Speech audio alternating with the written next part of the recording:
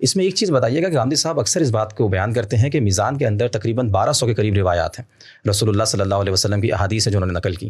ایک شخص اتنی روایات اپنی سب سے بڑی کتاب کے اندر میجر ورک کے اندر لے کر آتا ہے اور ان کا قرآن و سنت کے ساتھ ریلیشن واضح کرتا ہے, لیکن اس کے باوجود ہم دیکھتے ہیں کہ امت کا ایک بڑا گروہ یا علماء کرام یا موجودہ جو ہماری مذہبی روایت ہے وہ سب سے پہلا جو الزام اس پر لگاتی ہے وہ منکری حدیث کا ہے کہ یہ شخص تو منکرین حدیث ہے, یہ حدیث کو نہیں مانتا.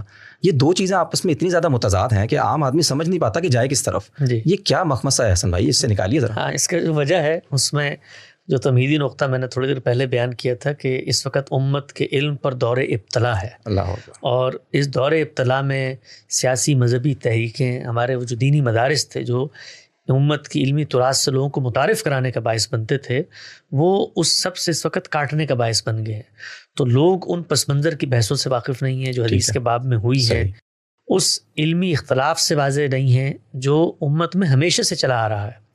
تو تحفظ کی نفسیات ہے. بر صغیر میں جس وقت انگریز آئے اور ان کا تسلط یہاں پر قائم ہو گیا تو یہاں پر علماء نے ایک بڑا شعوری فیصلہ کیا. وہ فیصلہ یہ تھا کہ ہم نے اپنے تہذیبی ورثے کو اپنی اگلی نسلوں کو منتقل کرنا ہے. تعلم دیوبند کی بنیاد بھی اسی فکری پس منظر اور تحفظ کی نفسیات میں پیدا ہوئی ہے. جس وقت آپ تحفظ کی نفسیات میں جاتے ہیں تو وہاں پر علمی تبادلہ خیال, علمی مکالمہ, اس کی فضا نہیں ہوتی. وہاں پر آپ کے سابق امت کے سلف خلف علماء کی آراء کا انتقال, لوگوں کو اس سے متعارف کرانا, یہ علم کی بنیاد بن جاتا ہے. یعنی مقدمات کی تحلیل نہیں بلکہ ترسیل. صحیح. تو یہ پس منظر ہے جس میں علماء کھڑے ہوتے ہیں کسی بھی چیز کا جائزہ لینے کے لیے. تو جس وقت ان کے سامنے کوئی بات آتی ہے, نئی بات, اور نئی بات بھی وہاں سے کہ جہاں پر کوئی تہذیبی طور پہ مذہبیت کا پس منظر نہیں ہے. ایک ہوتا نا کہ آپ مثلا کوئی مدنی روایت ہے, ہمارے یہاں دیوبندی روایت ہے, بریلی روایت ہے, خیر آبادی اسکول ہے اور بہت سارے اس طریقے, وہاں پس منظر میں کھڑا ہوا کو صاحب علم, وہاں پر بھی بہت ساری اس طرح کی چیزیں ہو رہی ہوتی ہیں, لیکن علماء ان کو ایک درجے میں ایڈجسٹ کر رہے ہوتے ہیں. کیوں؟ کیونکہ وہ ایک تہذیبی پس منظر میں کھڑے ہوتے ہیں. ورنہ کبھی میں آپ کو علماء کی ان اطلاقی آراء کے بارے میں بتاؤں, میں نے ایک زمانے میں فیس بک پہ بہت ہم متحرک تھے 8-10 سال پہلے, تو بڑے مارکے ہوتے تھے علماء کے ساتھ, بڑی جنگیں ہوتی تھیں. ٹھیک ہے.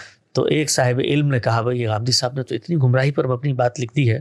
تو میں نے اس وقت کچھ طبیعت میں تھوڑا سا بچپنا بھی تھا, تو میں نے ان کو ایک اقتباس نکال کے بھیجا اور میں نے ان کو کہا کہ یہ جو بات آپ کہہ رہے ہیں کہ اتنی متباحث کر رہی ہے, یہی بات تو مولانا تھانوی نے بھی لکھی ہے. صحیح. تو ان کا مجھے جواب آیا کہ سبحان اللہ, حضرت نے تو قلم توڑ دیا اور مجھ پہ بات بالکل واضح ہو گئی. ٹھیک ہے. تو پھر تھوڑی دیر بعد میں نے ان کو بتایا کہ یہ اقتباس مولانا تھانوی نہیں بلکہ مولانا اصلاحی کا تھا. تو اس کے بعد وہ مجھے کبھی نظر نہیں آئے, نہ انہوں نے مجھے کوئی جواب دیا اور نہ انہوں نے اس بات کو تسلیم کیا کہ جس چیز کی میں نے تحسین کی تھی وہ تحسین تو اپنی جگہ قائم رہے گی نا, کیونکہ کانٹینٹ تو ایک ہے, لیکن جیسی شخصیت بدلی تو تاثرات بدل گئے. تو ہمارے ہاں بھی بالکل یہی معاملہ ہے. تو غامدی صاحب نے جس وقت حدیث کے بارے میں آراء کو پیش کیا ہے تو علماء ایک تو اس چیلنج کے پس منظر میں کھڑے ہیں کہ اپنے علمی ورثے کو بچا کر منتقل کرنا ہے. دوسرا چیلنج ان کو ادھر پیش ہے کہ بر صغیر کے اندر جو خرد افروز طبقہ تھا, جو جدید دنیا کے بدلتے ہوئے حالات سے متعارف ہو چکا تھا, انہوں نے حدیث پر مبنی جو دینی انڈرسٹینڈنگ تھی اس کے تضادات کو بھانپ لیا. صحیح. اور جب بھانپ لیا تو اس کے نتیجے میں اس ذخیرے کے انکار اور اس ذخیرے کے بارے میں تخفیف کا رویہ انہوں نے اپنایا. تو جیسے ہی غامدی صاحب کی آراء سامنے آنا شروع ہوئیں تو تحفظ کی نفسیات نے وہاں سے کام کیا, اور جو کچھ حدیث کے بارے میں استخفاف کا ایک بر صغیر کے اندر رویہ پیدا ہو چکا تھا اس نے وہاں سے زور لگایا. اس کا نتیجہ یہ نکلا کہ انہوں نے کہا کہ اس پر بھی فوراً سے بند باندھو. یعنی یہ نہ ہو کہ یہ شخص بھی وہی بات کر رہا ہو جو باقی لوگ بات کر رہے ہیں اور تحفظ اپنی جگہ پر موجود تھا. تو اس کے نتیجے میں علماء میں ایک رد عمل پیدا ہوا. ابتدا میں انہوں نے لیبلنگ کی کوشش کی اور یہ سوچا کہ شاید ہم انہی فتنوں کے ساتھ ان کو ہم آہنگ کر کے ان کی زبان بندی کر دیں گے اور لوگوں کو متباعث کریں گے کہ اس طرح کے لوگوں کی بات نہ سنیں. لیکن جیسے جیسے حقیقت واضح ہونا شروع ہوئی تو اب یہ احساس علماء کو بھی ہو رہا ہے کہ حدیث کے باب میں آج تک جو نقطہ نظر اپنایا گیا, اس کے اندر جو لوپ ہولز تھے, اس کے اندر جو تضادات تھے, ان سب کو اگر روئے زمین پر کسی شخص نے حل کیا ہے تو وہ استاد مکرم جناب جاوید احمد غامدی صاحب ہیں.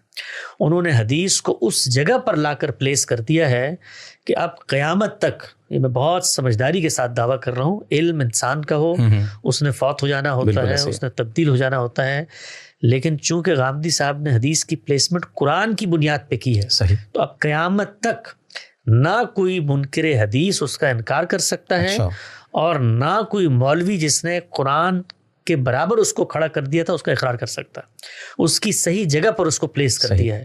اور یہ بتایا ہے کہ رسالت مآب صلی اللہ علیہ وسلم کے علم و عمل کی روایت ہے، یہ روایت ہم پر تاریخ کے ذریعے سے پہنچی ہے، لوگوں نے اپنی ایما پر ہم تک پہنچائی ہے، پہنچ چکی، تو اب یہ ایک ذخیرہ علم ہے جو ہمارے پاس ہے۔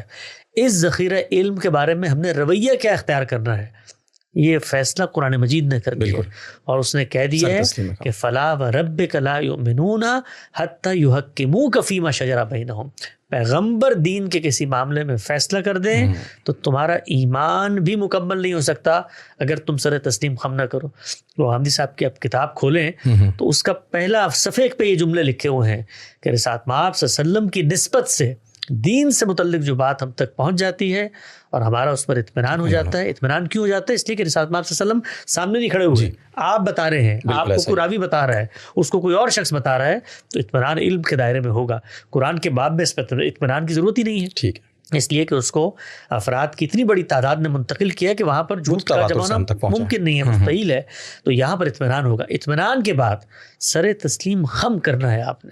تو ہم لوگ حدیث کو جہاں پر پلیس کرتے ہیں وہ قرآن کے امتثال امر میں اس کے آگے جھکنا ہے، اس سے زیادہ حدیث کا رتبہ کچھ نہیں ہو سکتا۔ آپ کی یہ بات سن کے میں یہ کہنے کی کیا جسارت کر سکتا ہوں کہ غامدی صاحب کی جو سب سے بڑی کنٹریبیوشن ہے وہ یہی ہے کہ انہوں نے حدیث کو ایک ایسی جگہ پلیس کیا کہ وہ منکرین حدیث کی یلغار سے بھی محفوظ رہی، اور جو لوگ قرآن اور حدیث کو ہم پلہ بنا کر قرآن کی تخفیف کر رہے تھے اس کے اندر بھی انہوں نے ایک قسم سے بند باندھ دیا۔ بالکل، کیا یہی سب سے بڑی کنٹریبیوشن کہلائے گی؟ بالکل ایسے ہی، بالکل صحیح فرما رہے ہیں آپ۔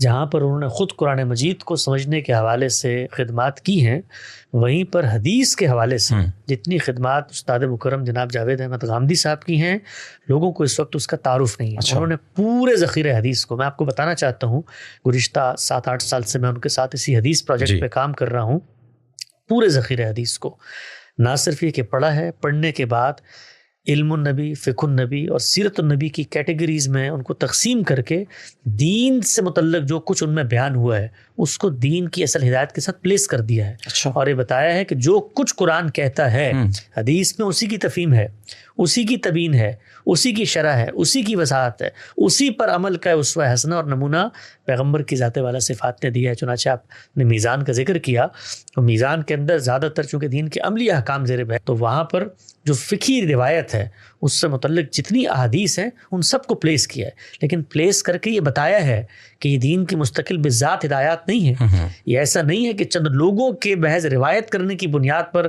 ہم دین کو اخذ کر رہے، نہیں، اصل ہدایت موجود ہے۔ اسی ہدایت کی روشنی میں آپ ان کو سمجھیں گے، سمجھ میں آ جائیں گی، تو پیغمبر کا فیصلہ ہے، اس کو آپ نے ماننا ہی ماننا۔ یہ تو بات ہی مختلف ہو گئی۔ عام طور پہ تو یہ بتایا جاتا ہے کہ غامدی صاحب حدیث کو نہیں مانتے، لیکن جو بات آپ بیان کر رہے ہیں اس سے تو ایسا محسوس ہوتا ہے کہ غامدی صاحب حدیث کی حفاظت کے لیے جو بند باندھ رہے ہیں شاید آنے والے وقتوں تک انشاءاللہ اس کو توڑا نہیں جا سکتا۔ جس دن علماء اپنی اس تحفظ کی نفسیات سے نکلیں گے، پوری امت کے علم کو اپنا علم سمجھیں گے، بڑے صاحبان علم کے شانہ بشانہ کھڑے ہو کر اور معاصرانہ چشمک کی رمق سے نکل کر چیزوں کا فکری مطالعہ کریں گے، تو ان کو اندازہ ہوگا کہ مکتب فرائی نے حدیث کے باب میں جو خدمات کی ہیں وہ خدمات، واقعہ یہ ہے کہ جب سے یہ ذخیرہ حدیث سامنے آیا ہے جو کچھ اس کی انڈرسٹینڈنگ میں لوپ ہولز تھے اس سب کو حل کر دیا۔ ٹھیک ہے، بالکل ٹھیک ہے، آپ کی بات واضح ہے۔